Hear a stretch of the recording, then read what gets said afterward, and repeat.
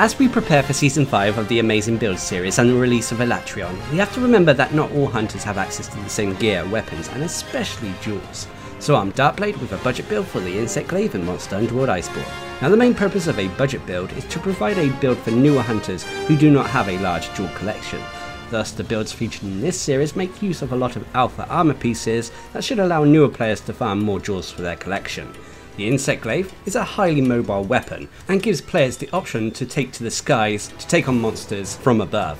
The budget build I'm recommending for the Insect Glaive is a little bit of a balanced build that combines DPS elements, quality of life elements, and elements that should help our stamina. So for this build, you'll need the Fulgor Helm Alpha, the Kirin Jacket Alpha, Rexroar Braces Alpha, the Fulgor Coil Alpha, and the Garuga Greaves Beta. I'm also using an Attack Charm 5, and for my weapon I'm using the Ruinous Catastrophe. This is the Ruiner Nergigante Insect Glaive.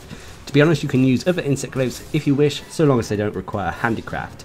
Now, if you have access to augmentations, I'd recommend a health regen augmentation, affinity increase augmentation, and then an augmentation of your choice, to which I've gone for an elemental up augmentation. As for the specialist tools, these are entirely down to personal preference. And with the Insect Glaive, the same can be really said for the Kinsect. To be honest, normally going for a fast Kinsect is optimal, so you can get the Kinsect buffs as quickly as possible. So when it comes to the jewels, now remember this is a budget build, so there are not a lot of rare jewels here. Nonetheless, there are sockets, so you may as well use jewels that you have at your disposal. Personally, I'd recommend a Flight Jewel for the Airborne skill. I'd then recommend Expert Jewels for some Critical Eye, Protection Jewels for some Divine Blessing, Enduring Jewels for the Item Prolonger skill, and then finally, if you have them, I'd recommend Enhancer Jewels for the Power Prolonger skill. But obviously you may not have access to all these jewels, so use what you have at your disposal, as none of these are essential. So if you've done what I've done here, you should have a build with 150 health, 100 stamina, which will be 200 health and 200 stamina when you're on a hunt and taking all your relevant consumables. This is thanks to the set bonus we're using. You have an attack of 1011 with maxed out white sharpness. You have 55% base affinity, which can easily be 100 so long as you're attacking monster weak points that have been tenderized through clutch claw attacks first. You have a dragon rating of 210 with high elder seal. Your Kinsect bonus will have a Sever boost, and for your defense you have an OK defense of 1003 that is strong against thunder, neutral against fire and dragon, but unfortunately weak to water and ice. Now when it comes to the skills, this should please anyone with any form of OCD, as everything is pretty much maxed out. First of all, you have Attack Boost at level 7. Attack Boost is a skill that increases the raw attack of a build, and at level 4 or above it also provides us a bonus 5% extra base affinity. You have Critical Eye level 7, which increases the base affinity of the build. You have Health Boost level 3, allowing our health to get to that maximum of 200. You have Weakness Exploit level 3. Weakness Exploit is a skill that increases our affinity so long as we're attacking monster weak points. And should you tenderize these weak points first, the increase to our affinity is even greater. Weakness Exploit at level 3 provides us a potential 50% extra bonus affinity. You have Power Prolonger level 3, which is a byproduct of the jewels, so you may not have this skill, but it is a quality of life skill nonetheless for the Insect Glaive that I like to make use of. Basically this increases the duration of your Kinsect buffs, so you don't have to refresh them quite as often. Anyway, you also have Item Prolonger level 1, a combination of armor and jewels, which enables buffs you apply to yourself through items and consumables to last a little bit longer, like Might Seeds and Adamant Seeds. Your Divine Blessing level 3, which is a quality of life and defensive skill that allows us to potentially take less damage when we take a hit from a monster.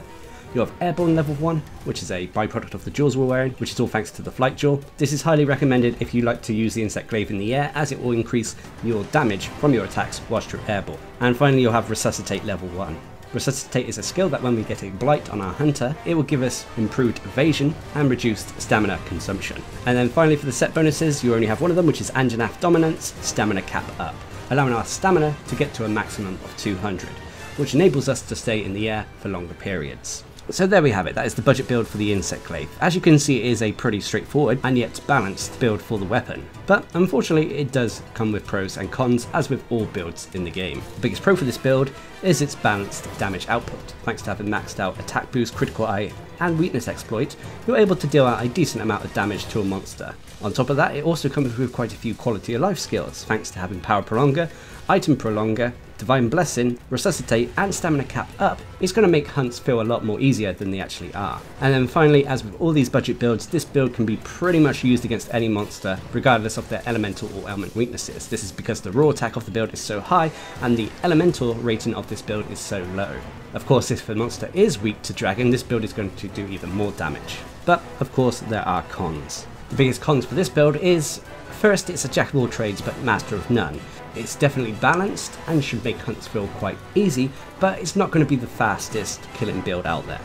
And the other con is, unfortunately, this build has no handicraft, meaning that if you did want to swap the weapon out for something else, and you needed handicraft, you're going to have to make sacrifices here or there, which could damage the performance of the build. But regardless, this is an effective and efficient Insect Glaive build for newer players out there. Combining the various attack and offensive based skills with the quality of life based skills, it makes for efficient hunts, while at the same time providing you enough survival that you shouldn't be fainting all the time.